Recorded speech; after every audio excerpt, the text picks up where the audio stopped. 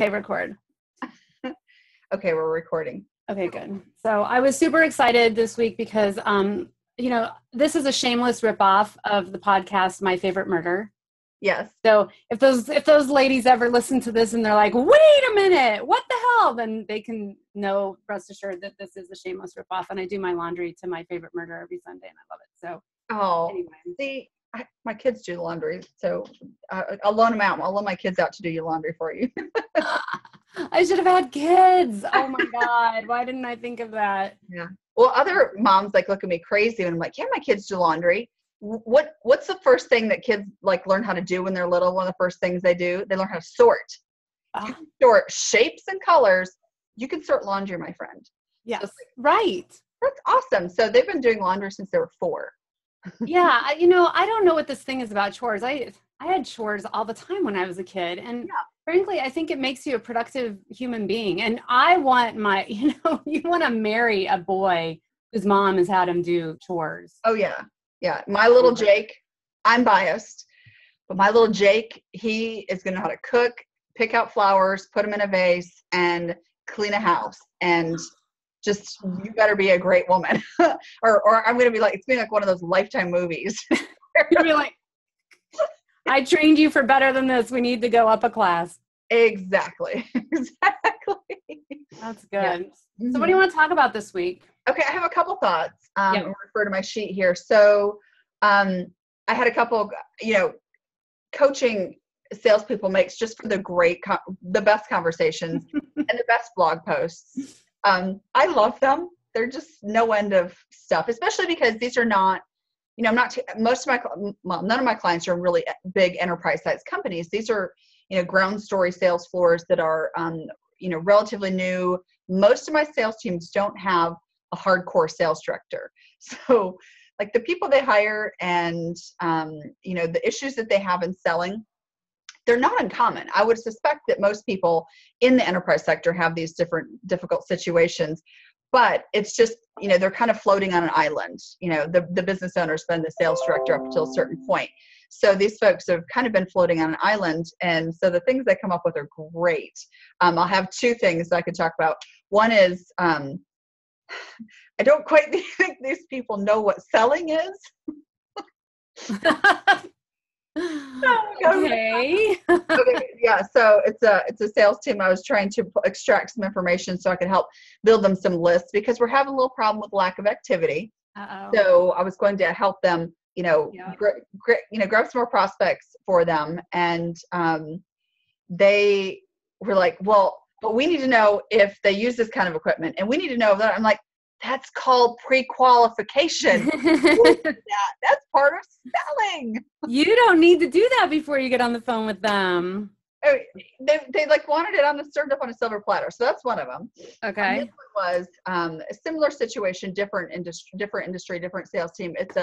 This is a young guy. He's a millennial, and this is your millennial moment. And we could discuss whether. Oh, goody, millennial moments. Whether it's an indication of a millennial or just someone who has not had a lot of life experience.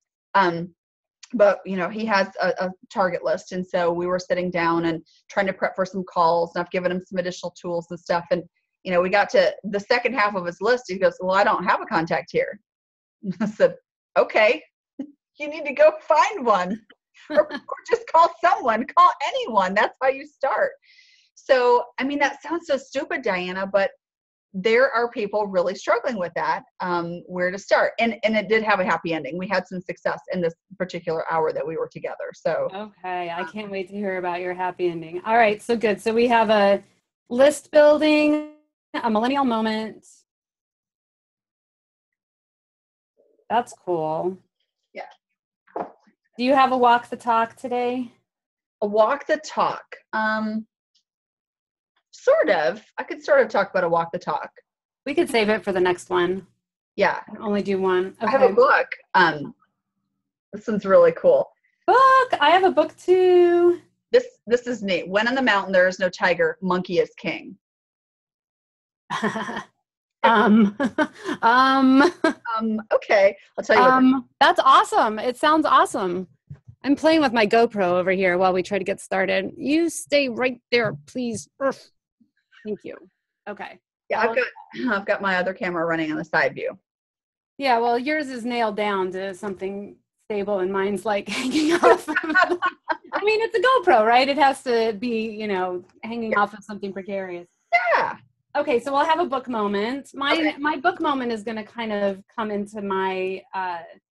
There was a big sales training win that I want to talk about from our trip to Canada. So that was really cool. Might even talk a little bit about the fun that you can experience at a border when you're trying to go into a different country. Yeah. And so, I have my little travel horror story. And then I wanted to do, for this one, oh gosh, I don't know. I have a Quora question for you. I have a sales email fail, and I have a #1 blog article for the week. Which one would you like? Well, we're going to record 2, right? Yep. Okay. So pick, let's do this. Let's do the Quora question, because that's kind of new. Good. I'll do Quora question for you. Yeah, let's do those. Okay. I mean, that'll be plenty to take up 30 minutes, especially with all of our especially entertaining stuff. Yeah. My hair's too floofy today. You know what? This is pretty much all we do throughout all of our sessions is sort of like fix, because it's pretty intimidating to like watch yourself while you're talking and presenting, and people are going to look and you're like, oh dude, really, that curl? Wow. So well, anytime I do any videos, anytime I do, let's see, where's my thing? Anytime I do any videos or whatever, or photos where the hair people are always like, oh, wait, oh. And then what they do is they're like, there, that's good. let me smooth it out. I'm like, well, that's not how I wear my. You're like, oh no, just put it in a braid. Yeah, I went to high school in the 90s, like big hair. I like big hair. Right. We are girls of the 90s. Yeah. Okay, cool. So let's see. So let's start. Let's do the rundown. Welcome, everyone. Welcome to the SellOut Show, where we are always sold out. I am Dianna Guerin, the irreverent sales girl, and my mission is to bring a dash of dignity to the art of selling. And I'm Shawn Sandy, Chief Revenue Officer of the Selling Agency, where we coach humans how to sell to other humans, because selling like robots or jerks is so 1979. I'm going to pick a different year every time. Okay, good. So what's the rundown today? Okay, so on today's show, I have more coaching moments. I've got I have a plethora of moments from my sales teams and sales team members that I coach. We're going to talk about really what is selling, and what is, a sales support team supposed to do. And then I have a millennial moment for us. Yay, I love the millennial moments. Yeah, kind of like a puzzle, but then it does have a win and a happy ending. So that's good. And then I have a book I want to just share with you. Oh, goody. And I think it's a zoo book, right? It's a zoo animal safari book. I can't wait to hear. I actually have an animal-ish book too. Oh, cool. You do? Oh, that's right, you do. All right. And we're going to have the Quora question of the day, where I surprise Shawn Sandy with a tough Quora question. I don't know what it is. I don't know. It's all a mystery.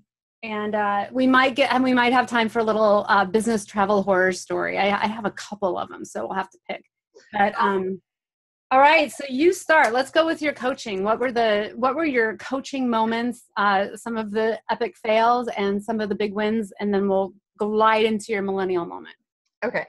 So my clients are not enterprise-sized businesses. So often I'm working with a sales team that was hired and is managed and coached and trained by the business owner.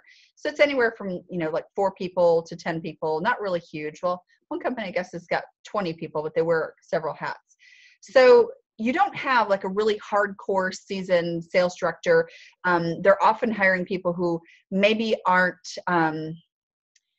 have a lifelong, enterprise size, business experience in sales. So you just get a different bag. So I find it interesting just what everyone's expectations are. So sitting in a sales meeting with these folks last week, I know that part of the problem with this one particular sales group is there are a couple people who are not in the right seat, and we're working on moving them.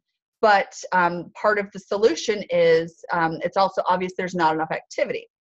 So the way that we are going to point out and really drive this pain home to then pick up the accountability and then do something about this is to, I said, I'm going to help you with some prospects. I'm going to pull together some lists of prospects for you. And, then of course they build their activity around that. So we're sitting around the table and I'm asking them questions about, you've spent a lot of time in government. We're going to look in the commercial sector. Are we going after manufacturing, logistics? And so talking about how we'd pull these lists and put the demographics and the psychodemographics together. And they said, well, yeah, but how do we know if they use outsourced vendors?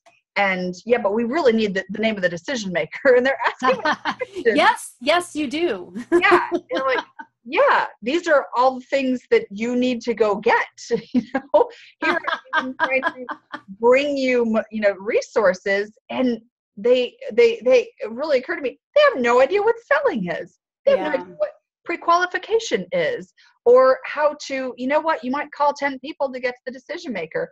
It was just sort of like, it was just like this dumbstruck kind of moment where I figured out they have no idea what their job is.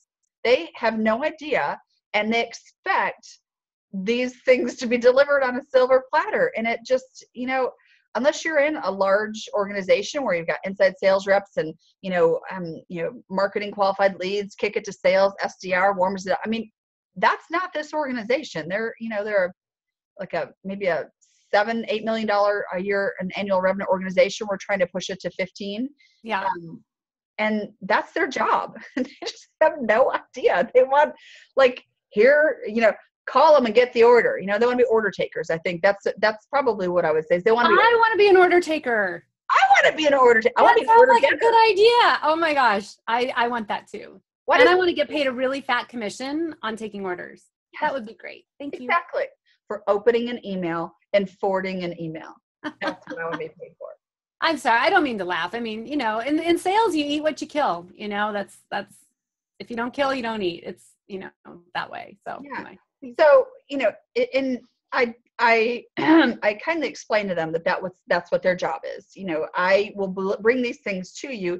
You have to pre-qualify. No list is perfect. Oh my God. No list of anything is perfect, right? Right. So you have to pre-qualify them, and you have to, call and find the right person and et cetera, et cetera. So we will get there. Some of them will get there. Some of them are going to get off the bus a little earlier than others. And that's just the way it needs to be. I mean, in order for this organization to meet those revenue goals, they're going to have to do that. They're not going to be able to do the activity if they're sitting there waiting for calls and waiting for orders. So that was really interesting. Have you ever experienced anyone like that, or any? I mean, have you worked with order takers? People just expected the stuff to land in their lap. Well, it can be a little bit of a junior woodchuck problem, but I just love these people that have built these businesses to where they have, because, the reality about sales for anybody is that, you have to have some levels of expertise in either one area, the area of your business that you've already built, but then you also need to develop some sales skills. So I'm not surprised it's kind of an aha moment for them, but the good thing about these guys is that it would be more disappointing if you'd been in there and they'd been unturning every single stone and, hunting for everything, and they still want to double their revenue. You'd be sort of like, so there's a lot of room for these people to learn some skills that I think you can really get them to double. But, it's my business. My whole business is to sell for people that don't want to learn those skills. So yeah, I run into it all the time. I just bring them on as clients. So there you go. That's my answer to that problem but I'm so curious, where do you get your lists? Oh, well, I have a couple of different resources. One of them is a great resource. It's called referenceusa.gov. Mm-hmm, and you can pull so much information about business. You can set the parameters to geography, because having clients in different cities, having clients in different cities, but that work in those geographies, I need to be able to access and pull lists for them there. Most of them are targeting specific industry rich clients. So that's a great resource. And I have to give a shout out to the Tennessee Small Business Administration, because that is a resource that you can use for free from the Tennessee Small Business Administration. It's awesome. Yeah. So that's just one of them. There are, places like Kite Desk, and then you can take a target and go to data.com and really dig up some more, specific information and stuff. They have data.com. Cool. But they don't know how to use it. They've got the right tools, and they haven't called on everybody. So I think you've got some really ripe opportunities with these folks. Absolutely. Yeah, they're going to kill it. So the people that have to leave the bus, what is their thing? They're just kind of like, whoa, peace out. I do not want to do sales. Or well, they think they're in sales, but their pushback is on everything. And I knew that going into this. I knew that we had, we had a mixed bag, and that's one of the reasons why I agreed to sign on. There are some great things happening. The owners got some great things happening, and some of our employees do, but the others were just people she hired to manage some contracts that they had some existing relationships in and felt like they were salespeople. They haven't brought any new business on. So they're either going to get on the bus for real, or they really haven't even gotten on the bus yet.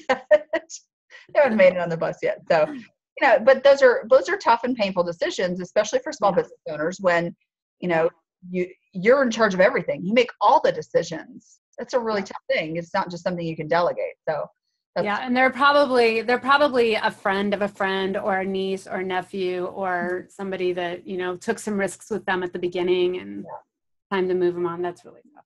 Okay, well, good. I think that'll definitely be a happy engagement for you, and that you can help them meet their goals. That's really exciting. It is. If you feel good about that. Well, and so I have the junior woodchuck or millennial moment. The millennial moment. Yeah, sort of similar. So this is a different client, and they hired this particular person to do business development because he has a background in the specific area, and thought that would give him a lot of credibility. He said he could do it. They took a chance on him. So I'm working with the entire organization, but spending a little bit more time with this particular person.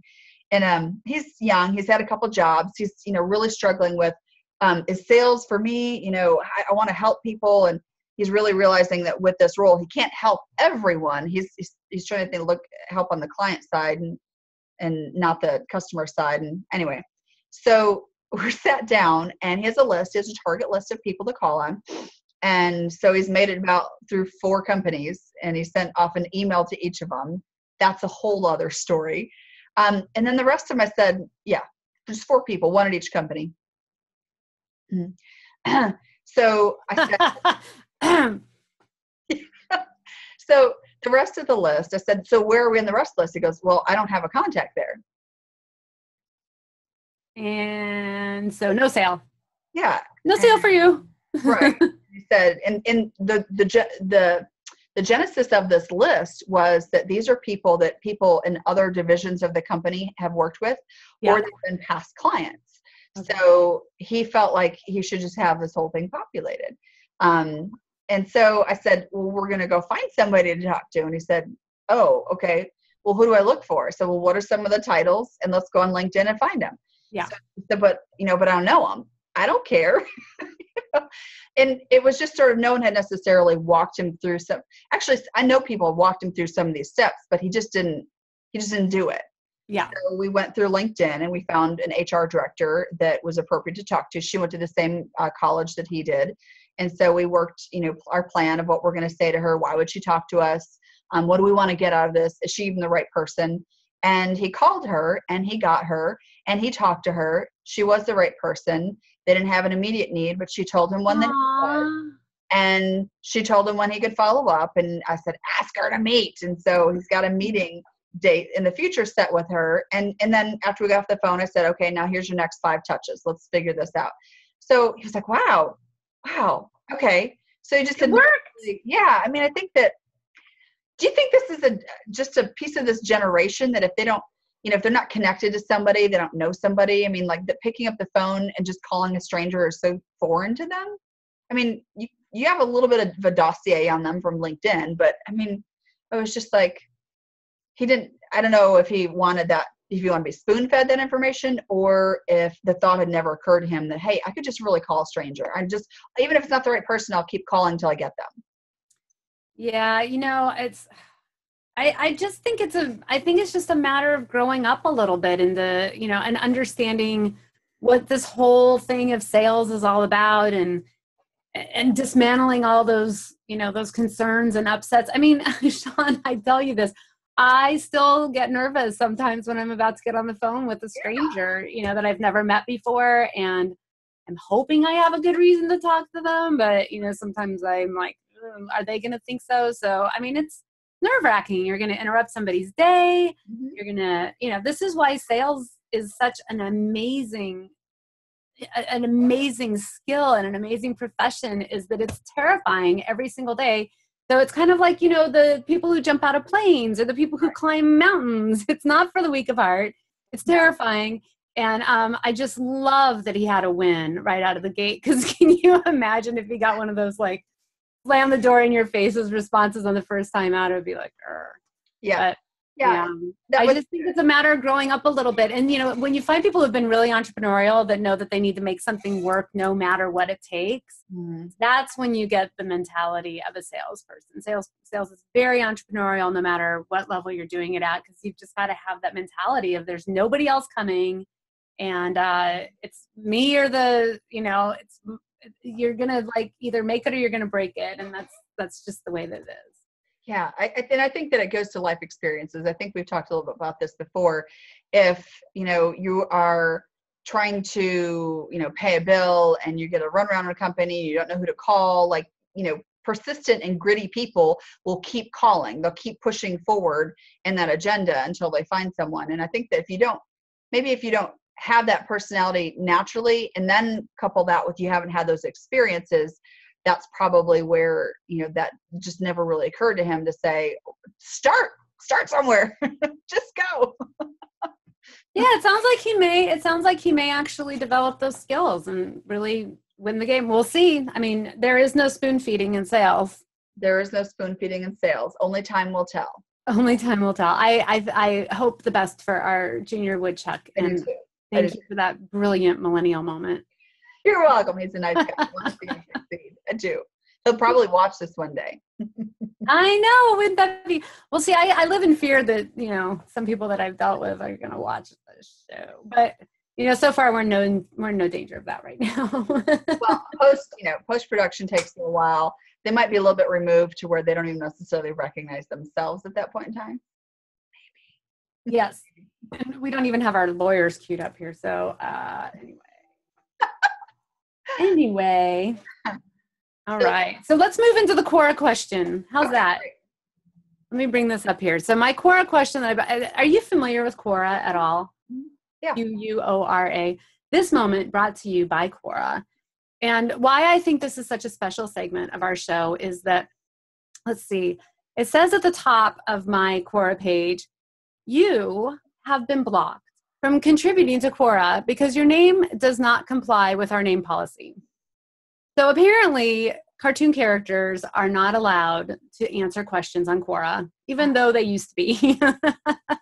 Okay. So the irreverent sales girl cannot answer questions on Quora, so she's going to answer them on her own show. And that's how we're going to win that game.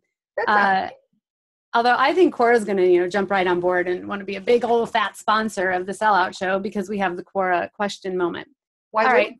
Seriously. So are you ready? I'm ready. Okay. And I'm gonna read the question, and then I'm gonna read a little bit more of the description of why they're asking the question. So I'll give you a minute to process it, and then editing is our friend. So we'll make sure that you look good and smart no matter what happens here. All right. So what is the most aggressive sales tactic you've ever seen? For months, a salesman has been, so that's the question. What's the most aggressive sales tactic you've ever seen?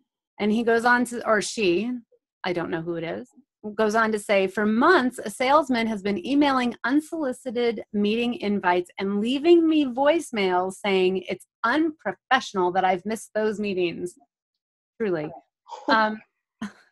Truly. Oh, we do need a dash of dignity in the art of selling. So today someone mailed me an expensive book with a handwritten note that they'd be calling to see how the book was. It got me wondering what other people have dealt with. Here's the most aggressive sales tactic I've ever seen. And it was terrible. I actually still have the recording someplace. I can't play it because God help me, I don't want these folks coming after me. but it is an online review site. There's a lot of them out there. This one's pretty popular. And this was when my client, she played me this message where this girl left her voicemail and said, "Hey, Susan, I guess you must just be so busy with all that business, too busy to talk to me. You must not want new business if you're too busy to talk to me. So I guess I won't be calling you again. Good luck."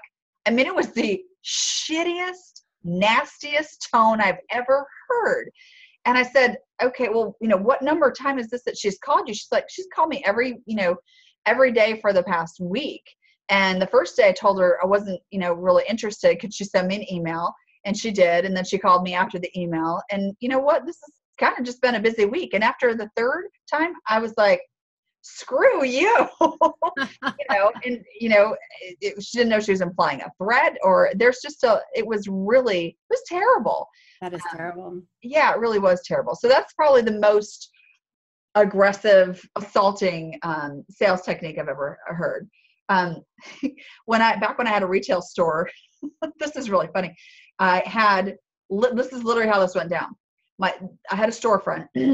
My door flung open and this guy poked his head and he said, "Hey, I'm with the NBC affiliate. You want to buy some airtime?"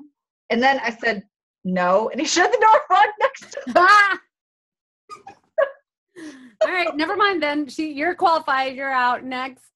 Yeah, he didn't even make it all the way into the store. He just stuck his head in and said, "Hey, I'm with the NBC affiliate. You want to buy some airtime?"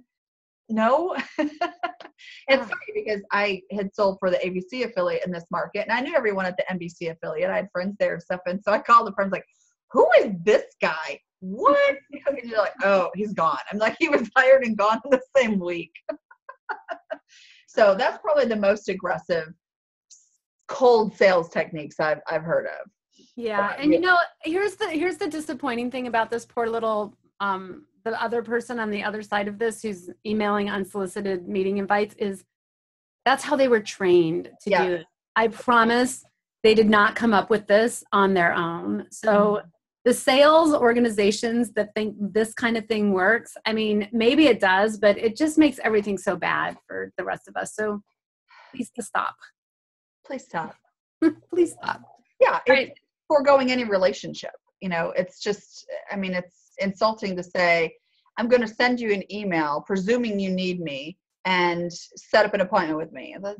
My husband actually gets a lot of those from his payroll company. They change reps like crazy. I'm trying to get him to ditch this company. They change reps like crazy, and then they have all these other divisions, right? 401k division. You've got all these HR divisions and stuff. So they'll set the subject line is like meeting required. And then they'll send them an email saying, "Hi, I'm your new so-and-so and so-and-so. And as your new account manager, we need to make sure that you're in compliance of these areas. And so we're required to meet with you. Here's the list of times I can meet." And then there's always like this sense of urgency close at the bottom of "My calendar fills up quickly." And he always forwards them to me. And I'm just like, he will not let me call their manager though. He's like, "No, don't call their manager." I'm like, "But I want to call their manager." Yeah, I have an email like that I want to call their manager now. But yeah. All right, cool. Let's move on to your book. What book do you have for us? Okay, so this is one that I just absolutely love the format and the jewels in it. And it's from what date? It's not a really recent book, but you'll understand why I love it. It's from 2003. It's from a guy named John Malmo. And he wrote this book called "When on the Mountain There Is No Tiger, Monkey is King." And that's actually a Chinese proverb. And I was looking it up. And in Chinese culture, and the tiger and the monkey have special meanings, especially the tiger and the monkey have a special relationship. And it can mean a couple different things. It can mean while the tiger's away, the monkey will play. But also in Chinese proverbs, it was the tiger was sort of the king of the mountain, but when he was away, the monkey helped govern because they had a relationship. So I don't actually know how the title references in the book, but John Malmo built one of the most successful advertising agencies in the country, much less the Mid-South. And he's probably in his 80s now. But what he did was he took his wisdom and he boiled down into 110 2-minute business pearls for everyone who works. So there's pearls on advertising, branding, management, marketing, personnel, product research, retail, sales promotion, selling, and then for entrepreneurs. And they're meant to be that. They're like a really quick read, like one and done. Wow. Read me one. Oh, they're so awesome. Let's see. Okay. A good retail buyer has more impact on sales than do retail salesmen. And I like the tone that he has. I've met him in person once, but I would love to just sit down and have a conversation with him. He's just like a no BS. He's got a lot of these, talks about how you boil a frog in here. And he's got a lot of these sort of colloquialisms that are great. So it says here, it's common to assume when business is good or bad in a retail store that the credit or the blame should go to the salesperson or the store's advertising. Actually, in many retail categories, the credit or blame for sales results rests more often than not on a store's buyers. The people who buy the merchandise to stock any store determined greatly the customer's appeal. So anyway, I won't go into all of this because I probably didn't grab the perfect one, but there's just I'll read you some of the chapter titles. So his chapter title, and this is the sense of who John is. If you don't see opportunity, you aren't looking hard enough. Cash flow provides options. No cash flow, no options. Here's another one. Better have the lowest cost before you cut the price. So he's got a lot of gems in here. You can still buy it on Amazon. I think I looked it up. It's you can buy it as low as $1.74 or something. But I love it. Yeah. I mean, I love it. It's just a real quick read. And it's just great. If knowledge alone were power, librarians would rule the world. So anyway, it's just got a lot of great business nuggets in it. Really good. And even though it's 14 years old, it's still got a lot of applicable foundational business principles in it. So I love that book. Good stuff. Yep. Now let's flip to you. Let's start with you. All right. So my book also has an animal in it. It's called, and I don't know, I mean, the glare, I just want to make sure there's not too much glare here. Whale Hunting, Land Big Sales and Transform Your Company. So you were talking earlier about working with the smaller businesses, small, medium businesses. And, one of the principles of whale hunting, Barbara Weaver Smith, who wrote this. Now, everybody out there with Greenpeace or the Sierra Club, we're not killing whales here. We're talking about... Whales are big. We're talking about landing a big deal that can, and a whale is 10x your average deal size, right? So there's a whole mythology that goes along with how the Inuit people used to hunt whales. And it was a long time ago and they weren't about to go extinct. So, but it's a really beautiful metaphor. And so I had the privilege of attending a training with Barbara as a facilitator last week with this just absolutely gorgeous manufacturing firm. I just adored them. So anyway, I highly recommend whale hunting to, for people who are looking to actually transform their company by landing those big deals. Mm-hmm. The whole metaphor is that, let's see, if you're fishing and you're hunting seal, you can feed your family for a week. If you land a whale as a village, you can feed your whole village for an entire year. So that's the metaphor. But anyway, so it segues into this just beautiful moment, because one of the things that she talks about in whale hunting is it takes the entire village to land a whale, right? So it's not just your, fabulous harpoon guy that goes out and gets the whale and brings it in and he's all macho and he gets the big deal and everybody, celebrates. That's like buffalo hunting. But whale hunting requires the entire village, including the little kids that are out scouting and they know the signs of whale. Because once you see a whale, it's too late to go get it. It's already past you. So so metaphorical. It makes so much sense. Once you know a company is looking for a solution, it's too late. It's too late. Right? So in this book, they talk about, I'm going to digress a little bit because it's so brilliant. So, some of the whale signs are, first they see a particular kind of bird start to show up on the horizon because those are the birds that feed on the fish that the bigger fish feed on, that the whales feed on. So there's a particular kind of bird that signals that, your whale is probably a certain amount of time away from it. So, you start to look for whale signs. And it teaches you how to look for whale signs before, because like you said, as soon as they're in, and it's even worse today. They say that, and I don't even know that this is true, but they say that people are already 65 to 70% of their way done with their buying decision before they talk to a sales rep. Yeah. I'm not entirely convinced of that, but at any rate, so you're right. As soon as you know that they're looking, it's probably too late. Yeah. But was one of the things that's really neat about this book is it talks about how to present your organization as a village. And there's this whole thing about creating a brand presentation for when you're going to go and initially meet with your whale at the buyer's table. And so these people that Barbara had done this training with had totally taken this book to heart.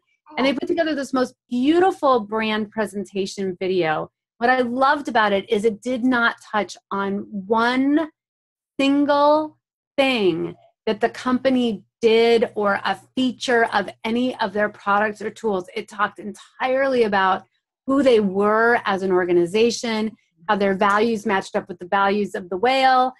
And what I loved about it was that, this is a manufacturing company, so they have a lot of people who are on the floor. Right. And they highlighted all of these people that were on the floor, which really just talks about how much they love their village.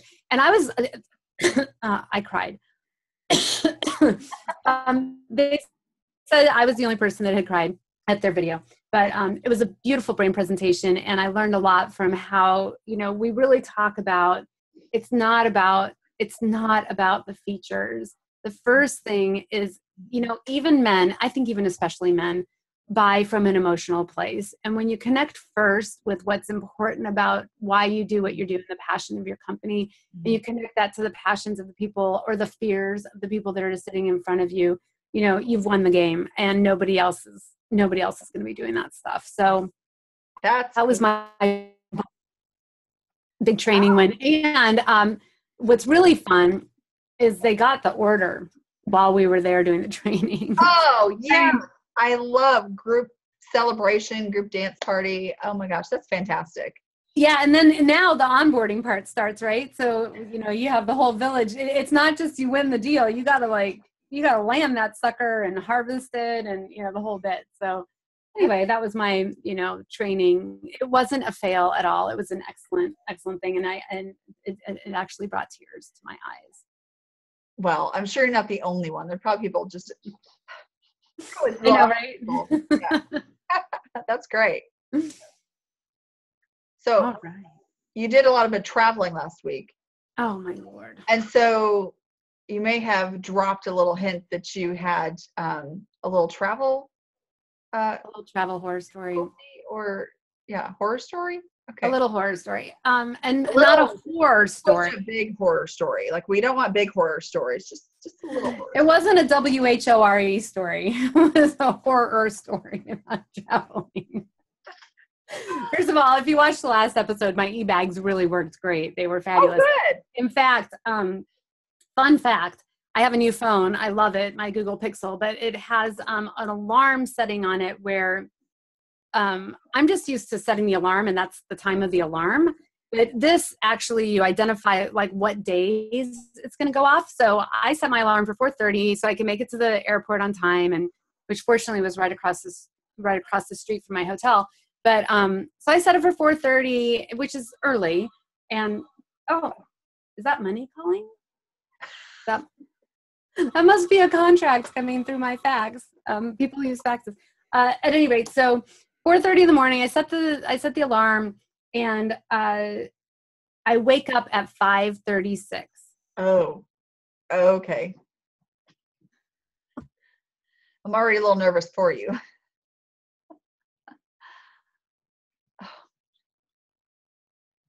Okay, hold on. And I'm on an international port checking in. Hold on 1 second. We're going to go back because the connection froze just a little bit. So go back to where you set your alarm. Right. Set my alarm for 4:36. Turns out that the alarm was set for Saturdays and Sundays, not weekdays. So I wake up at 5:36. I was supposed to be up for an hour and 12 minutes by this time. So those e-bags saved my life. I just opened up my suitcase and threw all the e-bags in. I was at the airport, at the terminal, checking in at 5:55, believe it or not, less than 20 minutes later. I'd showered the night before, thank God. And, or at least for the person sitting next to me, they were thanking God. And And then the brilliance, if you are traveling internationally, you must go through what it takes to get a global entry card. You must. Because I was like, there was a line a mile long. I would have never made it. And he says, do you have global entry? And I'm like, yes. And he's all, oh, well, you just bypassed this 1,000 people. Don't fill out a declaration form. And, you're in to the U.S. So the United States welcomed me with open arms. I was glad to say. And that was my little, it actually had a happy ending. We have happy endings to our horror stories today. But yes, waking up an hour and 12 minutes late to catch your flight is no bueno. No bueno. I would totally be freaked out. Totally be freaked out. So what else? You had another, do you have another thing you were going to talk about too? Let's see. I think I'm going to save my other stuff for later. Okay. For the next episode. For the next episode. Yeah. We're going to do Walk the Talk next episode. And I think that's it. So maybe, is there anything you want to add before, let me get my little script here. Is there anything you want to add before we wrap it up? I don't think so.